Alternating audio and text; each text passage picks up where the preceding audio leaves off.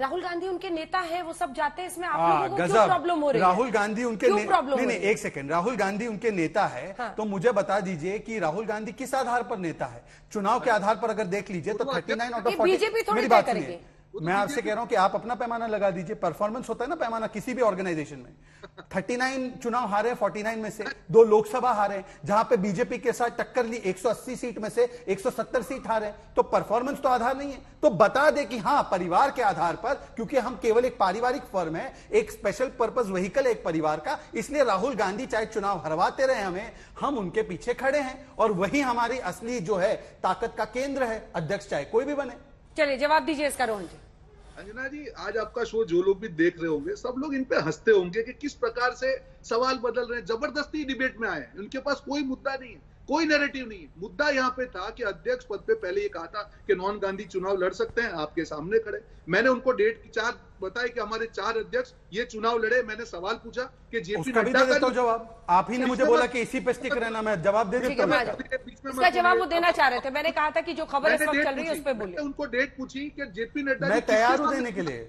उनके पास जवाब नहीं है क्योंकि उनका नॉमिनेशन। अरे भाई जवाब था, मुझे जो एंकर कहेगी मैं वो करूंगा ना। चुप करवाइए, इनको चुप करवाइए प्लीज। अंजना जी, मुद्दा यहाँ पे ये है कि कांग्रेस पार्टी ने अध्यक्ष के चुनाव करवाए हैं 4, बीजेपी आज तक एक भी चुनाव नहीं करवा पाई है। नंबर 2, लोकतांत्रिक तरीके से चुनाव हो रहे हैं, उस प्रक्रिया का पालन हो रहा है। नंबर 3, जिस प्रकार से ये प्रक्रिया होगी उसके बाद जो चुन के आएंगे राजस्थान में भी, इन सबके मुंह बंद हो जाएंगे। सबसे बड़ी चीज ये हुई अंजना जी कि आज तक जो ये लोग आरोप लगाते थे कांग्रेस पार्टी, आज उनके पास कोई जमीन नहीं बची है। जवाब तो देना पड़ेगा। अब जब मैं 4 सवाल किसी को पूछता हूं तो मेरे पास उसका जवाब तो होना चाहिए। मैं ये जवाब नहीं दे पा रहा हूं कि मेरी पार्टी में अध्यक्ष का चुनाव कब हुआ था, और ये हम भाजपा को पूछ के तो तय नहीं करेंगे हमारे वहां क्या प्रक्रिया होगी। गहलोत जी चुनाव के लिए खड़े हैं, गहलोत जी अगर चुनाव के लिए खड़े तो उनके जो एमएलए उनके सीएमशिप में थे, अगर उनको वहां पे मिलते हैं, अपनी इच्छा प्रकट करते हैं, उनका लोकतांत्रिक अधिकार है। निर्णय कांग्रेस पार्टी करेगी और जो भी होगी सब लोग साथ में मिलकर उसका पालन करेंगे। तो इनको क्यों मिर्ची लग रही है, अपने पार्टी के जवाब देना। और अंजना जी, मुझे लगता है कि अब इतने बेरोजगार हो चुके हैं कि कहीं आज तक के एंकर के लिए अप्लाई ना करें, क्योंकि ये मुझे सवाल पूछ रहे हैं। सवाल बना रहे हैं आपका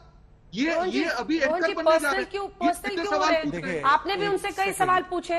प्लीज आप लोग ऐसा स्तर मत कीजिए कि आप लोगों को मुश्किल हो जाए टीवी पर बैठना। मुझे कहा कि खबर पर पर्सनल कमेंट्स मत कीजिए। मैंने कोई पर्सनल कमेंट नहीं किया किसी पे भी। आपने जो मुझे बोला कि इस विषय पर बोलो, इसलिए मैंने उस विषय पर बोला। मेरे पास सारे जवाब है, मैं जवाब दे देता हूँ। ठीक है, जवाब दे दीजिए। मुझे मौसमी और जावेद जी से लेना। रोहन जी, आपको रिक्वेस्ट कर रही हूँ, लगातार मत बोलिए, स्लाइड पे आपका ऑडियो कट जाएगा। आपका जवाब रोहन जी, आपने जो सवाल पूछे मैं बिल्कुल उसके जवाब। ऑडियो नीचे कर दीजिए, ऑडियो नीचे कर। I am sorry Rohan ji, time की कमी है, आप लगातार बोलेंगे नहीं। रोहन जी के सारे सवालों का पद का चुनाव वो कह रहे हैं कब हुआ, तारीख पूछ रहे हैं। हाँ, मैं तारीख के साथ ही बता रहा हूँ, अगर वो सुनने की क्षमता रखे तो।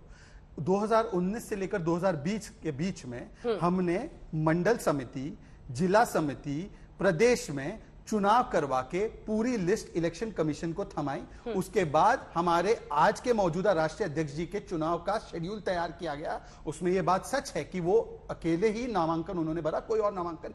बहुत बार ऐसा होता है कि यूनानिमस चुनाव होते हैं, जैसे प्रेसिडेंट। हाँ, ये 20 तारीख को 20 जनवरी 2020 को। पर मेरी बात सुन लीजिए, इन्होंने जो 4 नाम गिनाए, चौथा नाम सोनिया गांधी का चुनाव जितेंद्र प्रसाद के सामने हुआ था, वो फ्री एंड फेयर नहीं था, फेक था, फिक्स था, ये जितेंद्र प्रसाद ने बताया। और जो बाकी के 3 नाम गिनाए, वो जैसे बीसी और एडी होता है, वो बिफोर सोनिया था।